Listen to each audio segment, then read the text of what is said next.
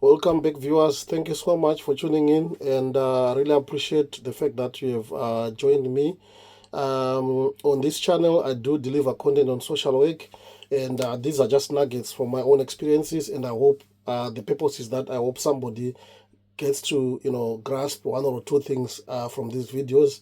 And if you are new to the channel, please do subscribe, hit the notification bell so that when I post, you'll be the first person to know. I really appreciate you tuning in on this particular occasion. In today's topic, I'm just going to talk to you about the essential tips that I would give to new social workers who are going to be working in children's services. Essential tips that I would give to new social workers working in children's services, especially those newly qualified social workers or those who are transitioning from other parts, other fields of social work to work specifically with in children's services, or we are transitioning from adult children's services to children, from adult services to children's services, really. Right. So the first and foremost, I need to put a disclaimer to say this information. I don't consider myself a guru in social work, but it's information from my own experiences. And like I said earlier on, the hope is that somebody grasps a point or two from me delivering this content, really. First and foremost, the first point I'm just going to be talking about is in regards to prioritizing building relationships. This is going to be very, very important. Remember, we work in a multi-agent setup. You need to have good working relationships with all the colleagues, not only in your team, but the other teams within the service, but also other colleagues who are professionals in other agencies. It could be the police, it could be health, it could be probation or whatever, because those are the people you're gonna go to when you need information concerning the families that you are working with, or when you need to check out some vital information that you need to check out before maybe it could be a crucial meeting or before a conference or stuff like that. So the other important thing also is not only prioritizing building relationships with the professionals, but also with the families and the children that you are working with. Trust is something which is quite key for the children that you are working with.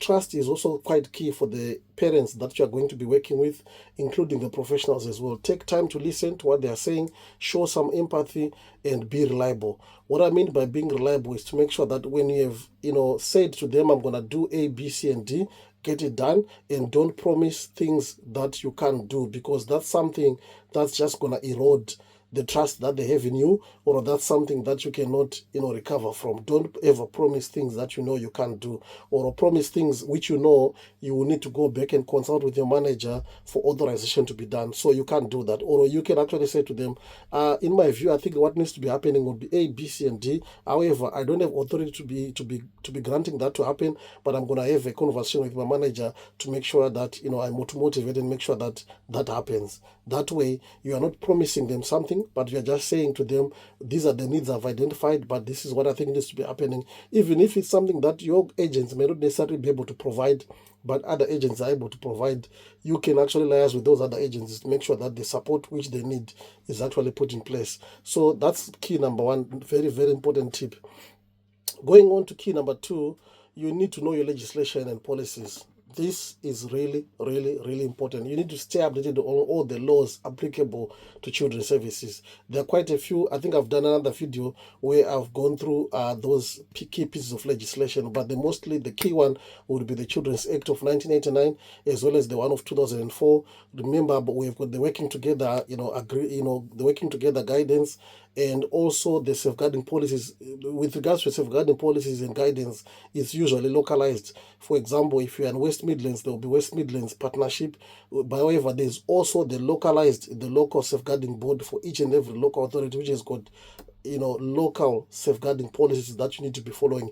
You need to read these and make sure that you master them and you know what needs to be done. If you're not quite sure, ask around. People will show you the direction. Those who have been in the field for quite a long time will be able to show you, or will be able to tell you exactly what needs to be happening. And the reason why I'm saying you need to stay updated on the laws is to make sure that your decisions, your recommendations, your analysis of the case that you're working with, it needs to always be legally sound. And by so doing, the other important, obviously, document that you need to be aware of for each and every local authority you're going to work for is the threshold document. Some local authorities, they call it the threshold document, but in some local authorities, they call it the right time or the right, the right help, right time policy document. But it's the same thing. It's the threshold document. Number three, you need to be child-centered. You need to stay child-centered, because remember, everything you are doing it because of the children who are, actually allocated to you, the children that you are working with. So you need to be mindful of that. You need to be mindful about that. You need to make sure that the priority that of whom you are working with is the child. When it comes to safety planning, your safety planning needs to be child-centered in such a way that the child, depending with the age, they need to be aware of what the safety plan is. And the decisions you are making, you're not making those decisions for the adults around the child, but you're making the decisions for the child. So you need to make sure that the decisions you are making, they're actually palatable to the child, or they're actually relatable to the child, and they are there to alleviate the main risk which has been identified through that referral, really. And by so doing, you also need to make sure that you hear the voice of the child and understand their lived experiences. How do you gather this? There are many tools that you can use to gather the voice of the child. Obviously, if you think that seeing the child at home, they may not be able to open up, you can take them to McDonald's, take them out to a park, or see them at school. Do something that you think, be curious, do something that you think will enable you to get to the bottom of the voice of the child, and make sure that whatever work you are doing is guided by that. Point number 4 is to develop strong assessment skills. This is really, really important. Strong assessment skills in everything you do in children's services, whether you work in the LAC, whether you work in assessment team, whether you work in safeguarding, there is some form of assessment that you need to be doing. And remember, assessment is not a static thing, it's an ongoing thing. The needs of the child changes. You may have completed an assessment today, it may have been signed off today, but the needs of the child needs to be constantly assessed, and they need to be constantly ascertained. So you need to develop strong assessment skills. Good assessments helps you in making informed decisions. It helps you in making informed recommendations about what needs to be happening. It helps you in identifying what could be the support services that are required for that specific child or for that specific family. You need to be thorough, you need to be objective, and you need to use evidence-based practice. I'm not going to emphasize much on this because I've done a separate video on, we have coming up with a robust assessment. So you can go and check on that. Right. Point number 5, time management. This is really important. For those who work in a duty and assessment team or work in safeguarding, time is of essence. There's no time to procrastinate. The time that you have, or when you go out on that visit, you need to make sure that you've gathered everything that you need to gather. You need to go into that home visit prepared on what questions to be asking, the direction of the conversation, and what you need to come out of that visit with. So time is of essence. There's no time to say, oh, I'm not going to do it today, I'm going to do it tomorrow, I'm going to do it next week. Because if you look at it, if you are working, for example, if you're working in a duty and assessment cycle, duty and assessment team, you work on a duty cycle. So sometimes it's 4 weeks, sometimes it's 5 weeks, sometimes it's 6 weeks, sometimes it's 8 weeks. But for you to be getting back to duty, you need to have made sure that you've actually done what you need to do on your cases. You've tied them up, you've written them up, and you are able to have capacity to pick up more cases as you go back on duty. So time is really important. The caseloads can be heavy in children's services. It's unlike sometimes in adult services. The caseloads can be very heavy. You need to be able to use your diaries, your to-do list, and prioritize urgent cases. If there's issues to do with court attendance, remember that takes priority, so you need to be mindful about that.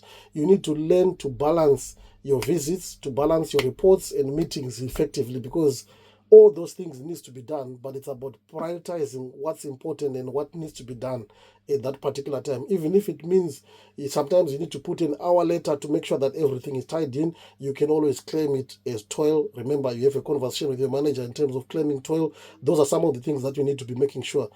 I see some people taking so much time in the office, 30 minutes, they're just having a chat, nothing else. You're actually wasting your time, because it's that time that you need to be doing.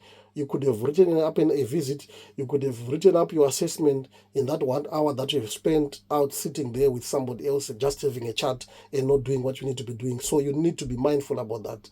Those time that those amounts of time that you spend doing chit chat, you need to be doing what you need to be doing.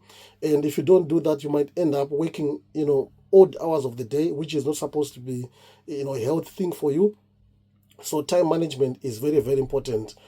Point number 6, you need to learn how to manage difficult conversations, because you will be having difficult conversations with parents, with children, with professionals, with your manager on a daily basis. You need to learn how to have difficult conversations. What do I mean by that? You will have to deliver tough messages to families. You will have to go into that family and tell them, we've received a referral, your child has done A, B, C, and D, or is alleged to have done A, B, C, and D, or if it's a parent, we are having concerns that you are alleged to have done A, B, C, and D, and our concern is A, C, and D, or whatever it is that you need to be doing. Those are difficult conversations, but you need to remain resolute in what you are saying, and you need to remain on the point and be articulate as much as you can. And you need to do this with professionalism, with empathy, but also with integrity. So you need to make sure that whatever you do it with integrity. And you need to do it diligently as well. You need to stay calm under pressure. You need to use your active listening skills to make sure that even though you're having these conversations, you need to listen to what they are telling you. Does it make sense what they're telling you? Is the explanation they are giving you plausible? You need to use your own judgment in regards to that. And if you don't think it's plausible, you have somebody else who can be a sounding board for you. You can actually check in with a colleague and have a conversation about what you have just gathered in that visit, and then you can actually see whether it checks out or there are issues that you need to also follow up. Even if it means you need to follow up through a phone call, you can actually do that. Point number 8, this is very, very, very important. You need to know how to take care of yourself.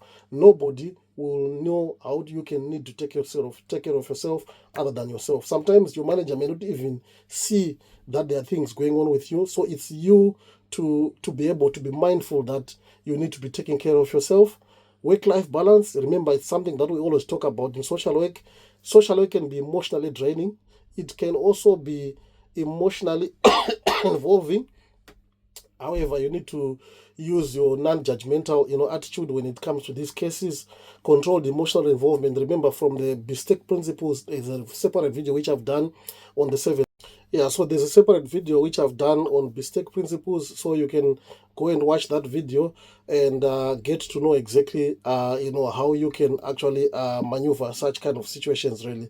Point number 9, it's about working collaboratively. I spoke earlier on about working in a multi-agent setup. You need to build good relationship with the teachers, health, police, and so forth. Multi-agents working, it actually strengthens the work that we do, and it also enables us to have positive outcomes for children, making sure that we tie in all the information that is at our disposal, and we're able to actually evidence what's going on for the child, what needs to change, and how that change needs to be looking like. Last point from this video, I'm just going to talk about being kind to yourself. What do I mean by that? I spoke about self-care earlier on, but I'm talking about be kind to yourself. Don't beat yourself up if you don't get things okay, but be open to learning, be open to your manager, and open up about what has happened, what has gone wrong, and what you think needs to be happening. You won't know everything right away, straight away, if you are new to the profession.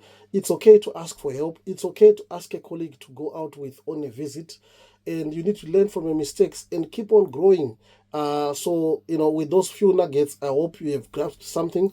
Thank you so much for watching. I really appreciate you tuning. And if you haven't subscribed, please do subscribe. Hit that notification bell so that when I post, you'll be the first person to know. I really appreciate you watching. Thank you so much. Bye-bye.